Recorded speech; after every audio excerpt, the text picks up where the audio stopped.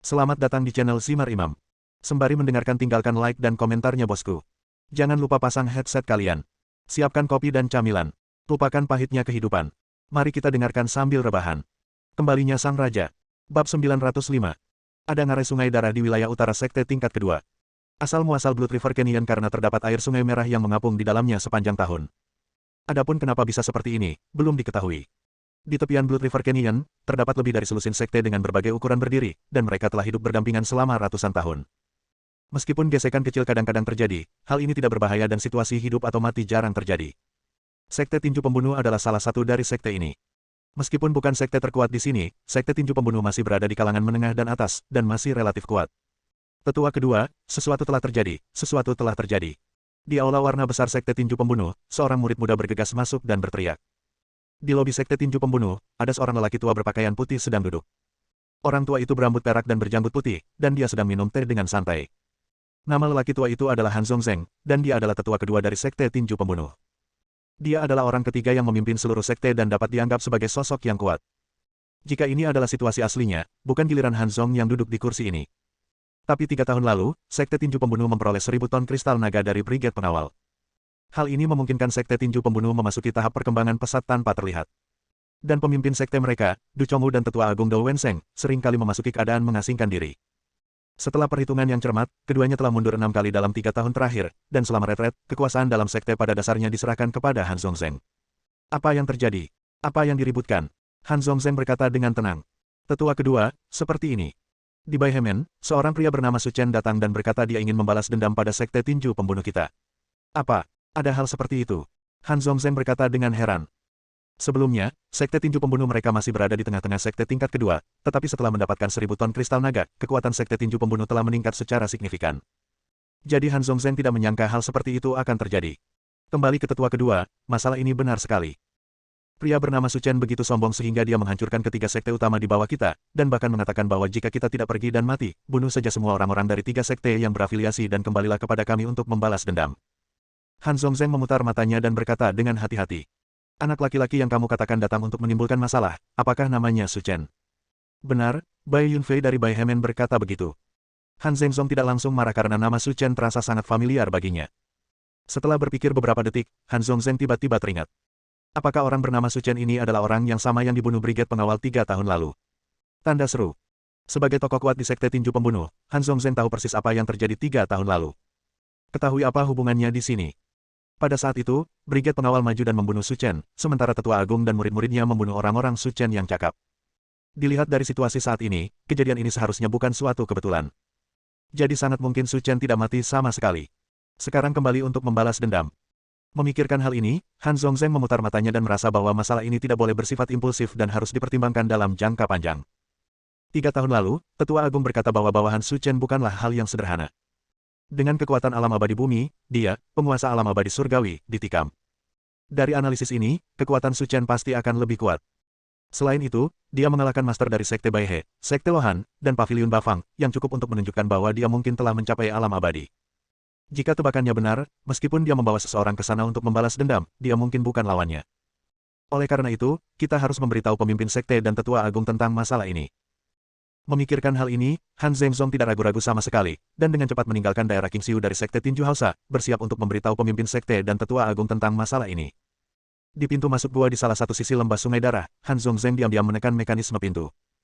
Tidak lama kemudian, terdengar suara gemerisik, dan pintu gua terbuka, memperlihatkan koridor yang dalam.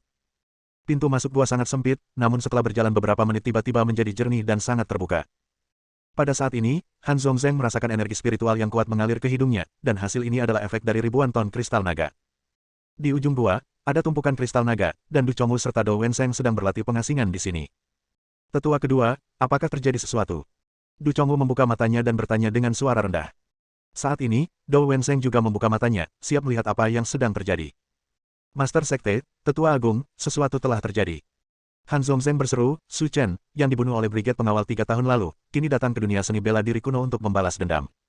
Kamu bilang Su Chen ada di sini. Baik Du Chongwu maupun Dou Wenseng merasa luar biasa, karena Brigade Pengawal pada saat itu dengan jelas menyatakan bahwa Su Chen telah meninggal. Kalau tidak, dia tidak akan acuh saat menyerang bawahannya. Mungkinkah dia sudah mati? Di mana dia sekarang? Dou Wenseng bertanya. Dia ada di Baihemen, dan dia juga berkata bahwa dia ingin kamu pergi ke sana dan mati sendiri. Dia pencuri yang berani. Jika 3 tahun lalu, aku mungkin masih sedikit takut padanya, tapi sekarang, dengan bantuan ribuan ton kristal naga ini, aku telah mencapai puncak alam abadi. Ingin membunuhnya seperti mencubit. Sangat mudah untuk membunuh seekor semut. Tetua Agung. Du Chongwu berbisik. Tuan, apa perintah Anda? Masalah ini dilakukan oleh kalian berdua Tuan, jadi hanya kalian berdua yang bisa menyelesaikannya. Tapi ada satu hal yang ingin aku ingatkan padamu. Du Chongwu berhenti sejenak dan berkata, pria bernama Su Chen cukup bagus. Jika memungkinkan, kami akan mengirimnya ke sekte tinju pembunuh dan melatihnya dengan baik. Dia pasti akan menjadi berbakat di masa depan. Baiklah, saya akan berusaha sebaik mungkin, kata Do Wenseng. Setelah keluar dari gua, Do Wenseng kembali ke sekte tersebut, lalu memanggil muridnya Tao Zhenlong, dan bersama-sama mereka pergi ke sekte tingkat pertama, Baihemen. Waktu berlalu, dan Su Chen duduk dengan tenang di halaman, menunggu orang-orang dari sekte tinju pembunuh datang. Adapun 3 sekte besar yang tersisa, mereka semua berdiri di sana ketakutan, bahkan tidak berani bernapas. Tapi orang-orang ini membuat rencana kecilnya sendiri. Mereka semua adalah sekte yang berafiliasi dengan sekte tinju pembunuh, jadi mereka mengetahui kekuatan dari sekte tinju pembunuh. Ketika orang-orang dari sekte tinju datang, Su Chen akan mati tanpa tempat pemakaman. Namun di antara mereka, yang paling cemas adalah Jin Fanzuo. Jika orang yang membunuh sekte tinju datang terlambat 1 menit, maka orang pertama yang mati adalah dirinya sendiri. Bab 906. Seiring berjalannya waktu, 2 sosok muncul di luar gerbang Bangau Putih. Ketika mereka melihat kedua orang itu, wajah ketiga sekte besar dipenuhi dengan kegembiraan. Orang-orang dari sekte tinju pembunuh akhirnya tiba. Dengan cara ini, tidak perlu takut. Astaga, orang-orang dari 3 sekte besar semuanya berlari menuju Do Wenseng. Do Wenseng adalah payung pelindung mereka. Jika mereka memiliki perlindungannya, mereka tidak perlu takut pada Su Chen. Penatua Do, kamu akhirnya sampai di sini. Bai Yunfei berkata dengan wajah sedih, jika kamu datang selangkah kemudian, kita akan dipukuli sampai mati oleh pencuri ini. Kalian semua berdiri di belakangku, aku akan menangani masalah ini sendiri. Do Wenseng berkata dengan percaya diri. Wah, kamu benar-benar beruntung. Brigade pengawal meluncurkan senjata energi kinetik berbasis ruang angkasa, tapi mereka bahkan tidak membunuhmu. Kata Tao Zhenlong. Mata Su Chen sangat dingin dan suaranya dingin. Kalian berdua adalah Do Wenseng dan Tao Zhenlong. Benar, ini kami. Tao Zhenlong berkata sembarangan. 3 tahun lalu, semua anak buahmu tewas di tanganku. Sayang sekali kamu tidak ada di sana. Orang-orang itu dipukuli olehku. Mereka bahkan tidak punya ruang untuk melawan. Aku mematahkan dan memutar kaki mereka satu persatu. Saya kehilangan lengan saya, dan ada orang lain yang meminta saya untuk memenggal kepala saya dan duduk di tanah untuk waktu yang lama. Sayang sekali ada seorang wanita yang melarikan diri. Tubuh Su Chen melintas, meraih kepala Tao Zhenlong, dan menekannya dengan kuat ke tanah. Aku akan menarik kembali kejahatan keji yang kamu lakukan hari ini. Bang! Terjadi ledakan satu demi satu, dan semua tulang di tubuh Tao Zhenlong hancur. Kemudian Su Chen meraih kepalanya dan mengarahkannya ke atap Baihemen. Seluruh tubuhnya dipaku di sana seperti sampah. Namun, dia masih belum mati. Saudara-saudara tentara salib semuanya mati di tangannya. Tidak mungkin Su Chen melepaskannya begitu saja. Melihat situasi tragis Tao Zhenlong, hati orang-orang dari 3 sekte besar berdebar kencang. Su Chen terlalu kejam. Siapa lagi yang bisa melakukan metode pembunuhan seperti itu selain iblis dari neraka? Su Chen, kamu berani menyerang muridku di depanku. Aku, Do Wenseng, akan membuatmu membayar mahal hari ini. Kemarahan di hati Do Wenseng telah mencapai puncaknya. Awalnya, dia ingin menunjukkan kebaikannya dan menerima Su Chen sebagai murid dari sekte tinju pembunuh, tapi dia tidak menyangka bahwa dia begitu bodoh dalam memuji. Maka tidak perlu menyimpannya. Menderita kematian. Do Wenseng sangat marah, tinjunya yang layu berlumuran darah, dan bahkan udara dipenuhi dengan bau darah yang menyengat. Itu pukulan yang mematikan. Kami baru saja bertemu, dan Penatua Do menggunakan keahlian khususnya. Tampaknya kesabarannya telah mencapai batasnya. Saat semua orang membicarakannya, Do Wenseng bergegas tanpa memberi kesempatan pada Su Chen. Tapi, apakah Su Chen membutuhkannya untuk memberinya kesempatan? Jawabannya tentu saja tidak. Bang! Tinju kedua orang itu saling bertukar di udara, dan aliran gelombang udara besar menyebar di udara, mendorong semua orang dari 3 sekte besar mundur. Su Chen benar-benar tidak mengetahui ketinggian dunia. Dia berani melawan pukulan mematikan Penatua Do secara langsung. Dia mencari kematian. Kekuatan Penatua Do telah menjadi lebih kuat dari 3 tahun lalu. Setidaknya dia telah mencapai puncak keabadian. Membunuhnya semudah menghancurkan seekor semut. Jeritan yang memekakkan telinga datang, dan semua orang senang. Tampaknya pemenangnya telah ditentukan. Tapi, sedetik kemudian, semua orang tercengang. Karena mereka mengetahui bahwa orang yang berteriak bukanlah Su Chen, tapi Do Wenseng. Engah. Seteguk besar darah muncrat, dan tubuh Do Wenseng terbang dan jatuh dengan keras ke tanah seperti sampah. Sangat malu. Bagaimana ini mungkin? Orang-orang dari 3 sekte besar tampaknya telah berubah menjadi batu, berdiri diam dan bergerak di tempat. Dia tidak percaya bahwa Penatua Do, yang telah mencapai puncak alam abadi, akan dikalahkan oleh Su Chen.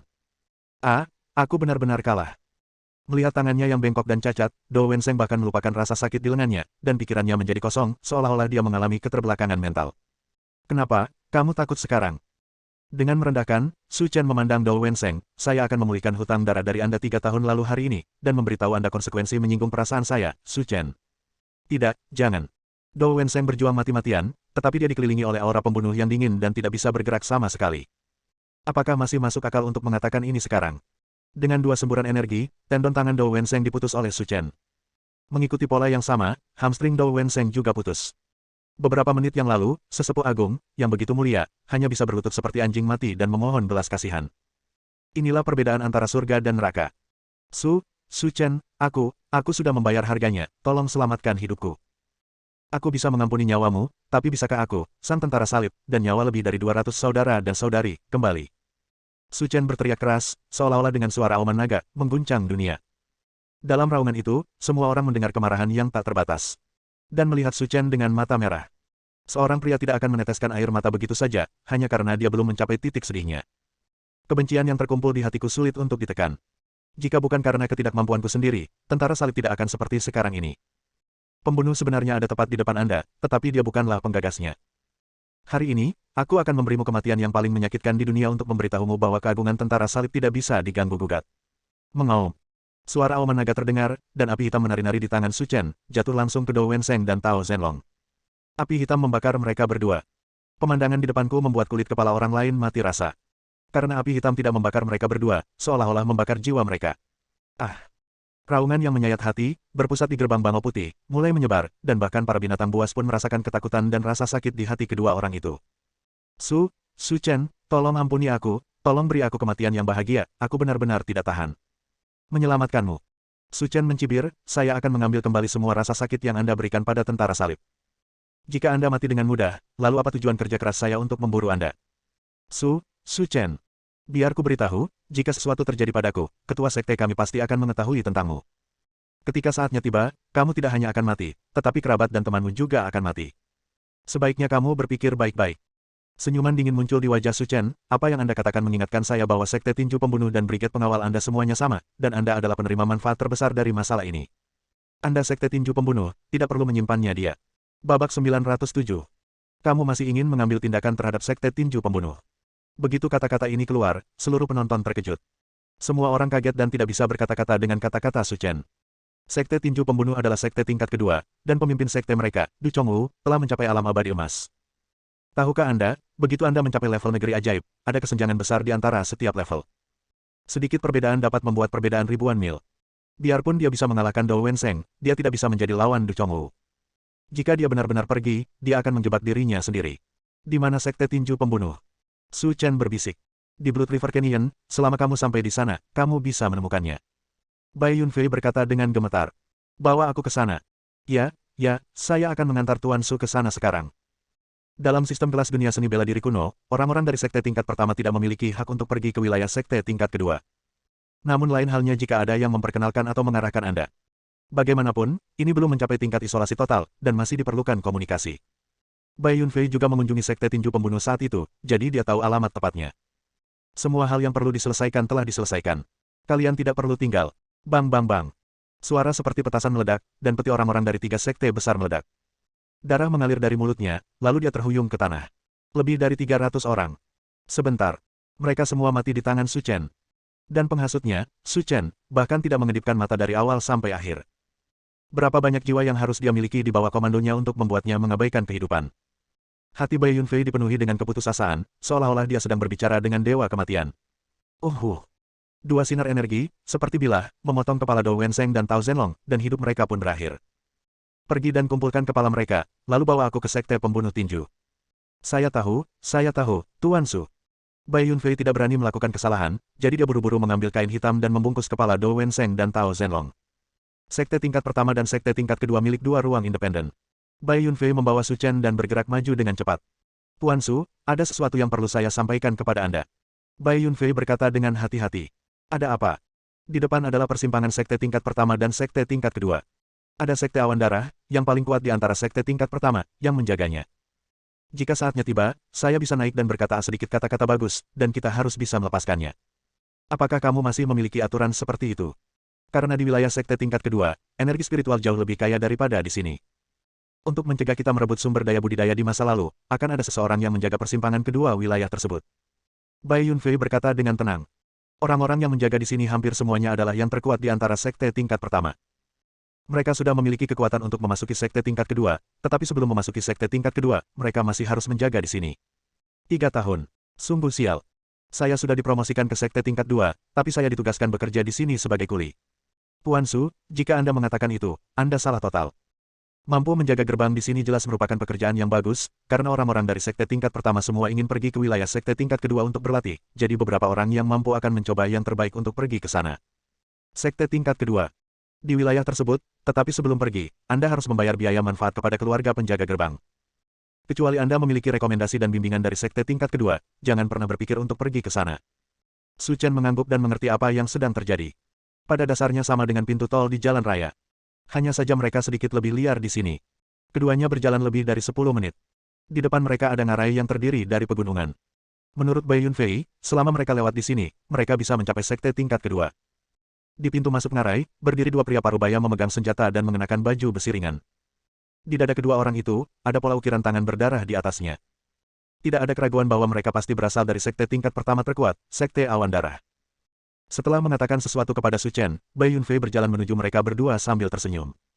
Kakak laki-laki, saya Bai Yunfei, pemimpin klan Bangau Putih. Kami telah diundang oleh sekte tangan darah.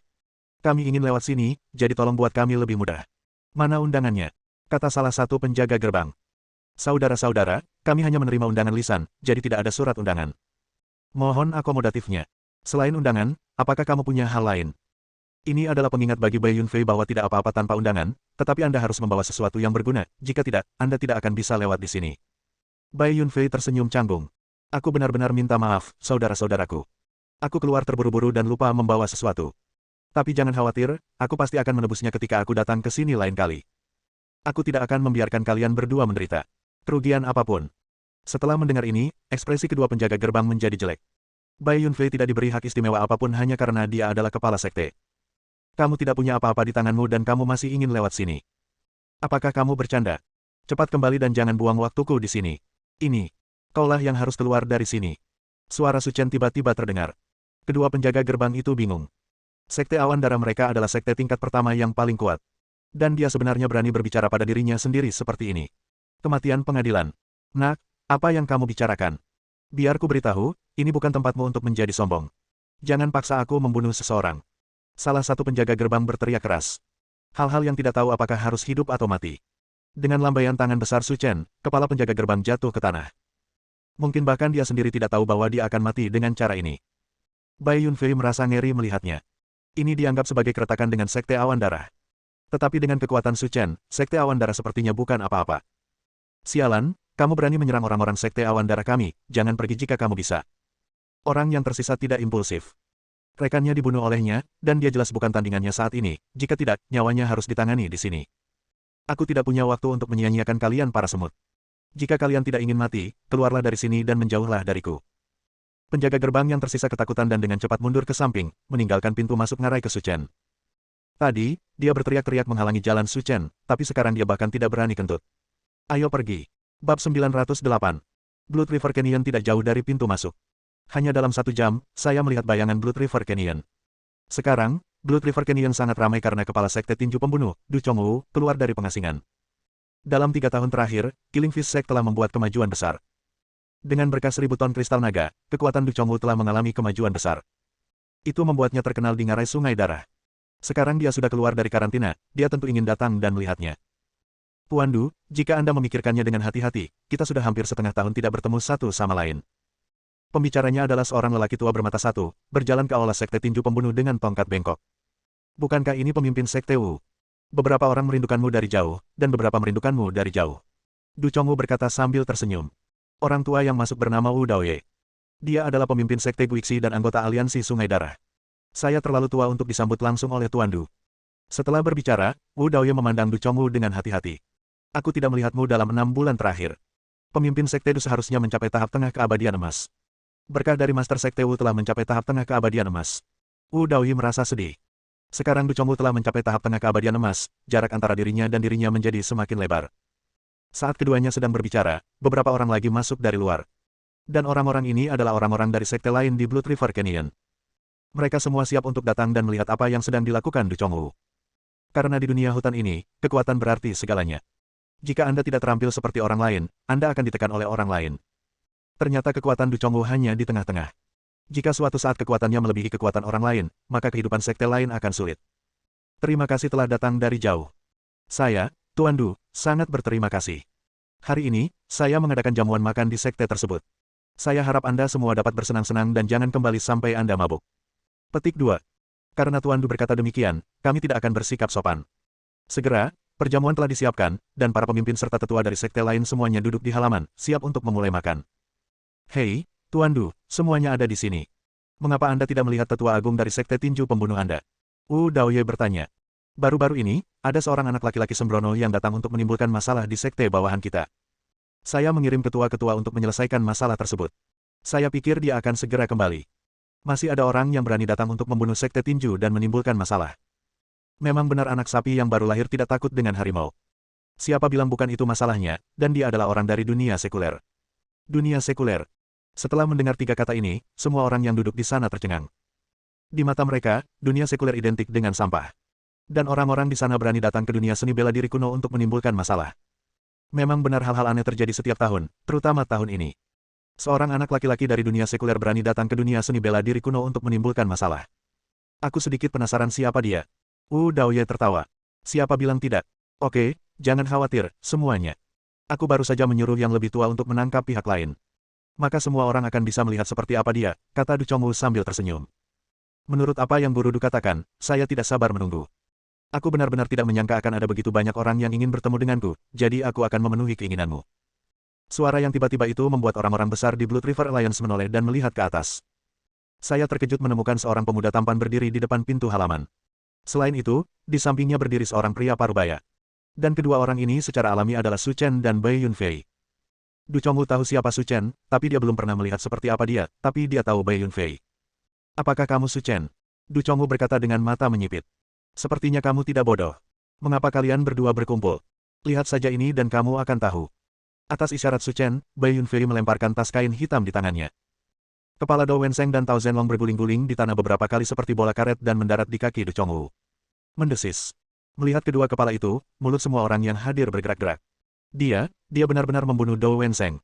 Itu adalah master super di puncak dunia abadi. Bahkan di Blood River Canyon, dia adalah master top. Tapi sekarang, kepalanya dipenggal. Apa yang terjadi dan bagaimana dia melakukannya? Su Chen. Du Chongwu mengertakkan gigi dan berdiri dari kursi. Seperti kata pepatah, sebatang pohon tidak bisa membuat hutan. Kekuatan sekte tinju pembunuh hanya didukung oleh dirinya sendiri dan tetua agung. Sekarang setelah tetua agung meninggal, kekuatan sekte tinju pembunuh akan sangat berkurang. Akibatnya, status sekte tinju pembunuh akan hilang. Kamu benar-benar berani membunuhku, tetua agung dari sekte tinju pembunuh. Hari ini, aku pasti akan membunuhmu tanpa tempat pemakaman. Kamu mungkin tidak cukup berharga. Dengan sekilas tubuhnya, Du Chongwu berdiri di depan Su Chen. Hari ini, apakah kamu akan mati sendiri, atau aku akan melakukannya sendiri?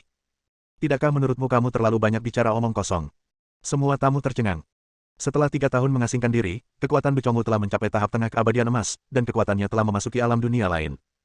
Tapi dia berani mengatakan hal seperti itu, dia benar-benar mencari kematian. Su Chen, lakukanlah.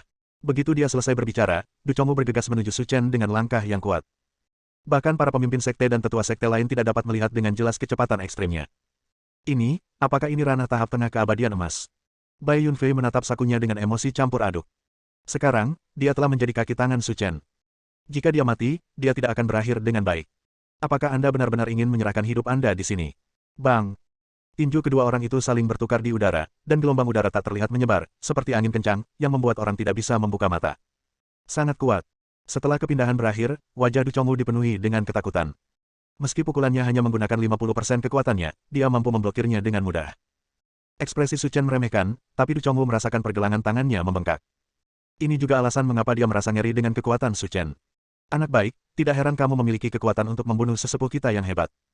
Aku akan menunjukkan beberapa keterampilan nyata hari ini dan bersenang-senang denganmu. Tidak mungkin. Hah?